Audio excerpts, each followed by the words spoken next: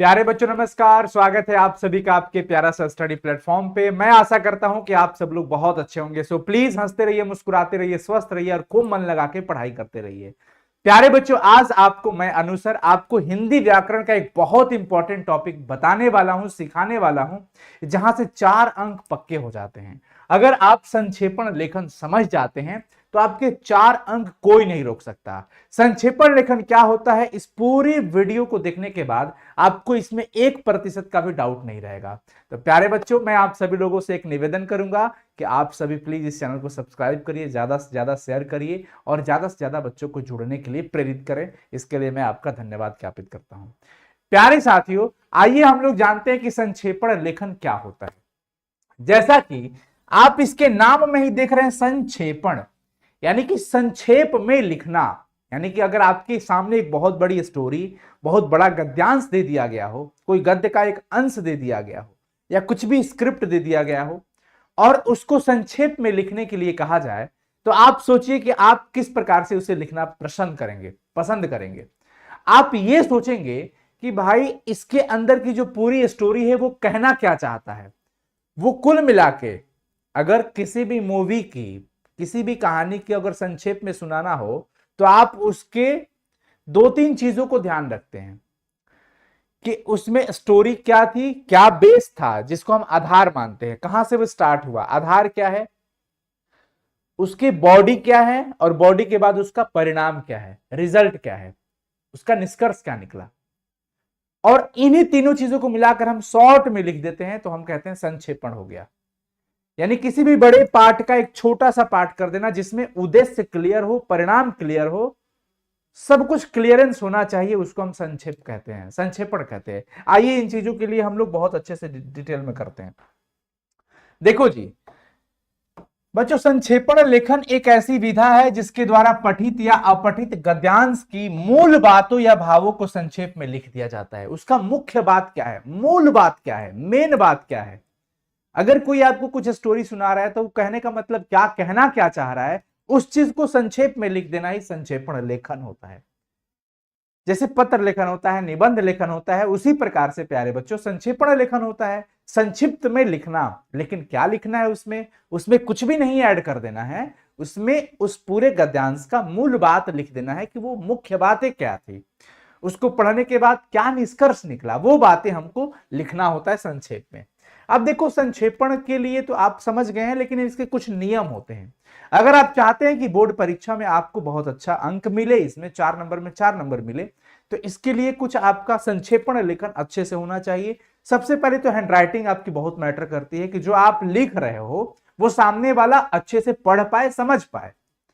ठीक है बच्चों, तो यहां पर देखिए इसके कुछ नियम होते हैं। सबसे पहले आपके सामने जो भी गद्यांश दिया है, आप समझ गए कि भाई हमें संक्षेपण करना है, संक्षेप में लिखना है। इसका मतलब क्या है,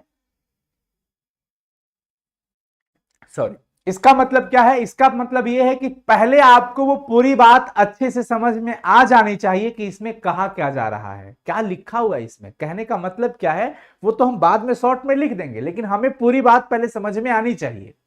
और ये तब संभव होगा जब हम पूरी गद्यांश को बड़े ध्यान से पढ़ेंगे। हो सकता है पहली बार में पढ़े तो ना समझ आए, दूसरी बार में थोड़ा थोड़ा समझ आए, तीसरी बार पढ़े तो पूरी बात समझ में आ जाए। इसलिए पहली चीज तो जो आप सभी के लिए मैटर करेगा वो ये करता है कि सबसे पहले जो गद्यांश दिया रहता है उसको 2 या 3 बार अच्छे से पढ़ना चाहिए, जिससे मुख्य बातें समझ में आ जाए, जिससे पूरी बातें क्लियरली समझ में आ जाए कि कहना क्या चाहते हैं। हम आपको एग्जाम्पल करके दिखाएंगे भी, परेशान नहीं होना है। पढ़ते समय गद्यांश के महत्वपूर्ण वाक्य या शब्दों को हाईलाइट जरूर करना चाहिए। देखो आपके सामने क्वेश्चन पेपर में ये चीजें लिखी रहती है, और जब आप एग्जामिनेशन हॉल में जाते हो तो पेंसिल तो लेके जरूर जाते हो, इवन पेन तो आपके पास 100% रहता है। तो उस गद्यांश में जो भी लाइनें हैं उसमें कुछ मुख्य पॉइंट दिख जाए, अरे ये तो मेन बात है, यही मेन है, तो उसको अंडरलाइन कर दो ताकि संक्षेपण लिखते समय आपको वो बात बिल्कुल ध्यान में रहे, आप भूलिएगा नहीं। तो उस पॉइंट को हाईलाइट जरूर करें, आंसर में नहीं, अपने क्वेश्चन पेपर में जो गद्यांश दिया रहता है उसके कुल शब्दों की गिनती कर लेना चाहिए। जो भी आपके सामने गद्यांश है उसमें टोटल कितने शब्द है, कुल शब्दों की संख्या काउंट करना होगा कि टोटल वर्ड्स कितने हैं, कुल कितने संख्याएं हैं शब्दों की, वो आपको बिल्कुल पता होना चाहिए। तो कुल शब्दों की संख्या गिनती कर लेना चाहिए और उसका संक्षेपण लिखते समय गद्यांश के कुल शब्दों का 1/3 शब्द ही लिखना चाहिए। अब जैसे देखिए, आपके सामने जो भी गद्यांश दिया रहता है बच्चों, मान लो आपने उसको काउंट किया तो 120 शब्द में दिया हुआ है, लेकिन आपको संक्षेप में लिखना है तो कोई तो एक पैरामीटर होना चाहिए कि भाई कितना शॉर्ट में लिखना है। अब आप सोचोगे ना कि सर आखिर कितना छोटा लिखना है, तो ये कैसे अंदाजा लगाया जाए कि कितना छोटा हमें लिखना है? तो इसका एक पैरामीटर ये है कि टोटल शब्द कितने हैं, इसको आप काउंट कर लो कि टोटल नंबर ऑफ वर्ड्स कितना हुआ, कुल शब्दों की संख्या कितनी है, 120 हो गया। अब इसमें हम क्या करेंगे, एक रूल जरूर दिमाग में रखना, इसका 1/3 3 से भाग देने पर कितना आ गया, 40। तो हम जो संक्षेपण लिखेंगे, जो संक्षिप्त में लिखेंगे, वो कम से कम या मैक्सिमम, अधिकतम, न्यूनतम, सब समझिए 40 के आसपास तक आप लिख सकते हैं। अगर 42 शब्द हो जाते हैं तो कोई घबराने की बात नहीं है, 38 शब्द हो जाते हैं, 37 शब्द हो जाते हैं तो भी कोई घबराने की बात नहीं है। यानी आप अधिक से अधिक 40 तक लिख सकते हो, एक आध दो शब्द इधर उधर चलता है, कोई दिक्कत नहीं है, लेकिन इससे ज्यादा बड़ा नहीं। ऐसा नहीं कि 60 शब्दों में आपने लिख दिया, 55 शब्दों में आपने लिख दिया, ये कुछ ज्यादा बड़ा हो जाता है। यही एक क्राइटेरिया है, ये एक नियम है बच्चों। अगर आप चाहते हैं आपका प्रेजेंटेशन इसमें बेहतर हो और अच्छा मार्क्स मिले, तो इसके लिए आपको इन सारी बातों को बहुत ध्यान में रखना पड़ता है कि आप टोटल वर्ड्स गिन लो, टोटल संख्या गिन लो, सॉरी शब्दों की संख्या काउंट कर लो, गिन लो कि कुल शब्द कितना दिया गया है, उसमें 3 से भाग लगा दो। 3 से भाग लगाने के बाद जो भी एक नंबर आता है, उस नंबर के आसपास हम संक्षेपण लिखेंगे, जैसे मैं आपको बताऊंगा। उसके बाद संक्षेपण बहुत क्लियर होना चाहिए, आसान शब्दों में होना चाहिए, कोई मुहावरा अलंकार का प्रयोग ना करे तो बेहतर होगा, ना करे तो सरल शब्दों का ही प्रयोग करिए। जो भी बातें हैं आप उसे एकदम सिंपली व्यक्त कर दीजिए लिख करके कि भाई ये चीजें हैं इसके अंदर। बहुत उसके लिए लोकोक्ति, मुहावरा, अलंकार, ये सब की कोई जरूरत नहीं है। संक्षेपण में मुहावरे अलंकार का प्रयोग ना करें तो बेहतर है, ये हम कहना चाह रहे हैं। नहीं करना है ये तो नहीं कहेंगे, बट ना करे तो बेहतर है, ये ध्यान रखें। संक्षेपण में मैं की जगह वह का प्रयोग करना चाहिए। जब भी वहां पे मैं दिखता है ना, तो मैं की जगह वह की बात आप करो, क्योंकि आप प्रेजेंट कर रहे हो किसी को, तो मैं वो उस अपने लिए था, लेकिन आप जब लिखते हो ना तो वो वह की बात आ जाएगी। संक्षेपित गद्यांश को कोई सटीक शीर्षक जरूर देना चाहिए। जैसे आपने एक चैप्टर पढ़ा, उसने कहा था, तो उसने कहा था चैप्टर का नाम है, शीर्षक है, टाइटल है ये, लेकिन पूरी कहानी बहुत लंबी थी। पूरी कहानी बहुत लंबी थी, लेकिन इस पूरी कहानी का एक सटीक शीर्षक क्या है, उसने कहा था। तो कई बार शीर्षक बहुत सारी चीजों को बयां कर देता है, टाइटल बहुत अच्छा होना जरूरी होता है। तो एक उचित शीर्षक जरूर दीजिए कि भाई ये क्या लिखा हुआ है। जैसे मान लो कि कोई गद्यांश दिया है, अनुशासन वाला बात उसमें लिखा गया है, तो हमारा टाइटल ही हो जाएगा अनुशासन। छात्रों के जीवन से रिलेटेड कुछ दिया गया है, तो हम छात्र जीवन दे सकते हैं ना शीर्षक, छात्र जीवन। वायु प्रदूषण से रिलेटेड कुछ दी गई है चीजें, तो वायु प्रदूषण शीर्षक दे सकते हैं। अंत में क्या करोगे, मूल गद्यांश एवं संक्षेपित गद्यांश की शब्द संख्या को भी दर्शाएं। मतलब कि आपने जो काउंट किया था कुल शब्दों की संख्या भी लिखो, और बगल में आपने जो संक्षेपण कर लिया, आपने इतने के आसपास में संक्षेपण किया है, लेकिन एग्जैक्ट कितना वर्ड हुआ है ये आपको लिखना है। अब आइए हम लोग चीजों को देखते हैं कैसे लिखा जाता है। देखो हमारे सामने एक एग्जांपल है, हमारे सामने एक गद्यांश दिया गया है, और इस गद्यांश को हम पहले पढ़ते हैं, बहुत ध्यान से पढ़ेंगे, आप भी हमारे साथ पढ़िए। वर्तमान युग में जिस भीषणता के साथ जीवन संघर्ष चल रहा है, उसमें वह व्यक्ति कभी भी विजयी नहीं हो सकता। कौन व्यक्ति भाई? जो चुपचाप बैठकर अति दीर्घ काल तक सोचता विचारता रहेगा। वो व्यक्ति विजयी नहीं हो सकता जो चुपचाप बैठकर लंबे समय तक केवल सोच विचार कर रहा है। वास्तविक बात है, सही बात है कि कुछ करना पड़ेगा, सिर्फ सोचने से चीजें नहीं हो पाती हैं। यहां तो वही टिक सकता है जिसमें काफी स्फूर्ति है, जो दूसरों को ढकेल कर आगे बढ़ सकता है, नहीं तो जो उसमें ताकतवर है उसे किनारे ढकेल देगा और स्वयं आगे बढ़ जाएगा। अगर तुम इस जीवन में कुछ करना चाहते हो अगर तुम्हें अपना जीवन सफल बनाना है तो तुम्हें प्रति उत्पन्न मति होना चाहिए, अपने निर्णय पर दृढ़ रहना चाहिए और उस पर जमकर काम करना चाहिए। जिस व्यक्ति में ये गुण पाए जाते हैं उसमें अन्य गुणों का समावेश भी रहता है।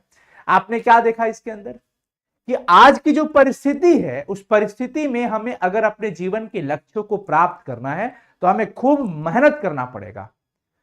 हम अगर अति ऊर्जावान नहीं रहेंगे, मेहनती नहीं होंगे, मेहनत करेंगे नहीं, सिर्फ सोचते रहेंगे तो कुछ नहीं होने वाला है। आज का कंपटीशन बहुत ज्यादा है, तो इसका संक्षेपण करना है। तो पहले हमने क्या किया, सबसे पहले कुल शब्दों की संख्या को गिना, तो कुल शब्दों की संख्या 112 आया। अब हमारा काम है 112 में 3 से भाग लगा देंगे। 3 के 9, 3 7 21, 37 के आसपास हमारा एक नंबर मिल गया कि भाई इसके आसपास आपको लिखना है। तो हमने सबसे पहले एक उचित शीर्षक ढूंढ लिया, सफलता का रहस्य, कि अभी के समय में वही सफल हो सकता है जो अपने जीवन में कुछ कर रहा हो, मेहनत कर रहा हो। तो भैया आज के संघर्षमय जीवन में वही टिक सकता है जो लंबे समय तक सोच विचार नहीं करता। देखो संक्षेप में लिख दिया, उस लंबी लाइन को शॉर्ट में लिख दिया कि आज के इस संघर्षमय जीवन में वही व्यक्ति टिक सकता है जो सिर्फ सोच विचार नहीं करता लंबे समय तक। जीवन में अगर सफलता के लिए व्यक्ति में काफी स्फूर्ति, दूसरों को पीछे छोड़ आगे बढ़ने की क्षमता होनी चाहिए और निर्णय लेने की क्षमता होनी चाहिए। उन सारी बातों को इतना शॉर्ट में चिपका दिया गया। अब अंत में आपने मूल शब्द संख्या लिखना है। मूल का मतलब ओरिजिनल, टोटल कितना था, ये टोटल कितना था, इसको काउंट करने के बाद 112 मिला तो 112, और आपने संक्षेपित कर लिया तो इस वाले को टोटल काउंट कर लोगे तो 40 आएगा। लिखना था आपको कितना के आसपास, 37, तो 37 से 40 में लिखा। 2-3 शब्द इधर उधर चल सकता है, कोई दिक्कत नहीं है। तो मैं समझता हूं कि आपको बड़ा अच्छा से समझ में आया होगा। अब ये और ज्यादा क्लियर तब होता है जब आप ज्यादा से ज्यादा एग्जाम्पल को टच करते हैं। ये एक कला होती है बच्चों, जो शब्दों को सीखने से और लिखने से आता है। ऐसे इसका कोई ट्रिक नहीं होता है। ट्रिक यही है, तरीका आपको पता हो और प्रेजेंट आपको करना है। दूसरा एग्जाम्पल, हमारा चरित्र ऐसा होना चाहिए कि जो दूसरे के लिए प्रेरणा का अजत स्रोत हो। चरित्र ही वह सीढ़ी है जिस पर चढ़कर कोई भी व्यक्ति सच्चरित्र बन सकता है। कैरेक्टर के बारे में लिखा गया है।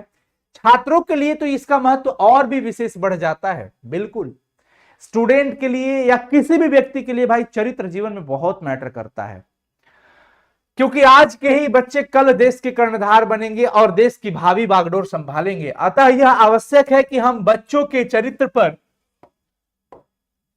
नजर रखना शुरू कर दें। अच्छे चरित्र वाले बन जाने से उनमें कई अच्छे अच्छे गुण समाविष्ट हो जाएंगे। ऐसे बच्चे सर्वत्र प्रशंसा पाते हैं तथा दूसरों के लिए भी प्रेरक सिद्ध होते हैं। सही बात है भाई। अब सबसे पहला काम, टोटल शब्द काउंट कर लो। 1 2 3 4 5 6 ऐसे करके टोटल शब्द आपने काउंट किया तो कुल शब्द कितना मिल गया आपको, 101 आया। 101 में हम 3 से भाग लगा देते हैं। 3 के 9, 3 के 9, 3 7, मतलब इतना के आसपास में हम जाएंगे। 33 34 लगभग आप मान सकते हो। तो हमने रख दिया चरित्र का महत्व क्या है, शीर्षक। आप और भी कुछ रख सकते हो, जरूर नहीं कि सबका शीर्षक एक ही हो। आप चरित्र से रिलेटेड और भी कुछ दे सकते हैं। छात्र जीवन में चरित्र का महत्व ऐसा भी दे सकते हैं। चरित्र का महत्व बहुत पहले से ही है और हमेशा रहेगा, क्योंकि चरित्र ही वह आधारशिला है जिस पर सच्चरित्र व्यक्तित्व का महल खड़ा हो सकता है। अच्छे चरित्र वालों की सर्वत्र पूजा और प्रशंसा होती है। बस शॉर्ट में लिख दिया, मूल बातों को लिख दिया। और ये बच्चों लिखने से ही आएगा, इसके लिए आपको वो जरूरत नहीं है ट्रिक वगैरह का, ये सब नहीं, आपको लिखने से ही आएगा। मोबाइल के बारे में देखिए, एक गद्यांश है, मोबाइल ने हमें वाचाल बनाने के साथ साथ हमारी चिंतनशीलता और ध्यान शक्ति को भी कम किया है। बिल्कुल, छात्र जीवन पर इसका व्यापक कुप्रभाव पड़ा है। स्टूडेंट मोबाइल यूज करते हैं, लेकिन उससे ज्यादा कहीं अगर मिसयूज कर देते हैं तो उनके ऊपर यह बुरा प्रभाव है, बुरी आदत लग जाती है। वो डेली स्क्रीन टाइम इतना उनका बढ़ जाता है कि आप उनकी पढ़ाई लिखाई बाधित होने लगती है। पढ़ाई में व्यवधान पैदा होती है। छात्र चाहकर भी चिंतन मनन नहीं कर पाते, कारण मोबाइल से बढ़ती निकटता है। चाहकर भी वो पढ़ नहीं पाता है क्योंकि मोबाइल इतना निकट है। वो जैसे ही सोचता है कि चलो मैं फोन रख के पढ़ने चलूं तब तक एक नोटिफिकेशन आ गया। आप इतना अब मन व्याकुल हो जाएगा, बेचैन कि भाई किसका है नोटिफिकेशन, कहीं उसका तो नहीं आया मैसेज, जरा देखते हैं। गलत मत सोचना, जो भी दोस्त वगैरह हो। तो ये इसमें आपका ध्यान उधर ही रहेगा केंद्रित, आपका फोकस पढ़ाई पे नहीं रह पाएगा। ज्यादा देर तक मोबाइल से चिपके रहने के कारण छात्र अपना कीमती वक्त भी जाया करते हैं, बेकार कर देते हैं। उनको अभी नहीं समझ आ रहा है कि उनके समय का क्या महत्व है, क्या कीमत है समय की। अगर इस धरातल पर, इस पूरे जीवन में, पूरी दुनिया में सबसे ज्यादा अगर कीमती कुछ है तो वो है समय। समय, और लोग अक्सर इसका महत्व नहीं करते हैं। लोगों को लगता है कि सबसे ज्यादा कीमत पैसों की है, सबसे ज्यादा कीमत हीरा की है, सबसे ज्यादा कीमत दुनिया जहान संपत्ति की है, महलों की है। कुछ नहीं। सबसे ज्यादा अगर कीमती इस धरातल पर अगर कुछ है तो वो है समय। और समय की कीमत को जिसने समझ लिया, जिसने उसको यूटिलाइज कर लिया, वो अपने जीवन में बहुत बेहतर कर पाएगा और बहुत आगे निकल जाएगा। मानसिक स्तर पर भी मोबाइल ने उस शांति को छीना है जो जीवन में चिंतन के लिए आवश्यक है। बच्चों को देख लीजिए आप, एंग्जाइटी बढ़ गई है। सोशल मीडिया उनको इतना परेशान कर दिया है, वो हमेशा एक मानसिक तनाव में। एक फोटो पोस्ट किया, सोच रहा है मुझे 10 ही लाइक क्यों मिला, फलाने के तो 500 लाइक मिल गए, मुझे लाइक नहीं आ रहा है। अब वो उस फोटो की लाइक को लेकर के इतना परेशान हो गया, इतना टेंशन में आ गया कि उसकी मानसिक स्थिति वैसे ही डूबी जा रही है। इतना वो स्क्रॉलिंग में पड़ा हुआ है कि उसकी मानसिक स्थिति इतनी खराब कि उसकी पढ़ाई लिखाई, दैनिक जीवनचर्या भी खराब हो जाता है। सुबह उठना होता है, सुबह 5 बजे 6 बजे, पता चला रात के 2 बजे तक फिल्म देखा है, रात को 2 बजे तक चैट कर रहा है, रात को 2 बजे तक सोशल मीडिया पे लगा हुआ है। तो वो कहां से 4 बजे सुबह 5 बजे उठ पाएगा? सो के उठ रहा है 8 बजे। अरे सूरज तुम्हें उठा रहा है या तुम सूरज को उठा रहे हो? ये बड़ा मैटर करता है। तो ये इस प्रकार से है बच्चों। इसका संक्षेपण के लिए हमने क्या लिख दिया कि मोबाइल का सीधा छात्र से संबंध है, मोबाइल और छात्र। शीर्षक रख दिया। टोटल शब्द हमने गिना 79। अब 79 का हमने लगभग निकाल लिया 3 से गुना करके, 3 से भागा करके, तो जो एक नंबर आया 3 से, 3 दूनी की 6, 3 छक 18, 3 के 9, 26, 27 के आसपास में ये जाएगा। मोबाइल ने मनुष्य की चिंतन शक्ति और ध्यान शक्ति को बिल्कुल कम कर दिया है। छात्रों की वक्त बर्बादी के साथ साथ यह शांति और चिंतन का दुश्मन हो गया। बात खत्म। जरूरी नहीं है कि सबके संक्षेपित शब्द एक हो, सब अपने अपने शब्दों में बयां कर सकते हैं, लिख सकते हैं। इसमें कोई आपत्ति नहीं है, कोई दिक्कत नहीं है, और आपको टेंशन लेने की इस पर जरूरत नहीं है। आप ये पूरा एक पैटर्न है संक्षेपण का। एक उचित शीर्षक, शीर्षक का नाम दीजिए, फिर नीचे संक्षेपण कर दीजिए, फिर मूल शब्दों की संख्या टोटल कितनी हो गई? 79। आपने जो ये लिखा है ये कुल कितने शब्दों में है? 25, यानी कि 25। तो प्यारे बच्चों, इस प्रकार से अगर आप संक्षेपण करते हैं एग्जाम में तो आपको मैं गारंटी दे सकता हूं कि 4 नंबर कोई नहीं रुकेगा। बशर्ते अच्छे से पैटर्न फॉलो करिए और शब्दों का नॉलेज थोड़ा रखेंगे, लिखने का अभ्यास करेंगे तो ये चीजें बेहतर हो जाएगी। 4 नंबर पक्के हो जाएंगे। हैंडराइटिंग अगर सही है तो मैं आशा करता हूं कि आप सभी लोग को ये वीडियो बहुत पसंद आया होगा। तो आप सभी लोग इस वीडियो से जरूर सीखिए, अच्छे से अपनी तैयारी करिए और ज्यादा से ज्यादा शेयर करिए। धन्यवाद। आप सभी को कैसा लगा नीचे कमेंट सेक्शन में कमेंट जरूर करिएगा। Bye, take care, love you all. फिर मिलते हैं बच्चों अगली क्लास में, तब तक के लिए बहुत बहुत शुक्रिया, धन्यवाद। जुड़े रहें हमारे साथ और करें अपने बोर्ड परीक्षा की तैयारी को जबरदस्त।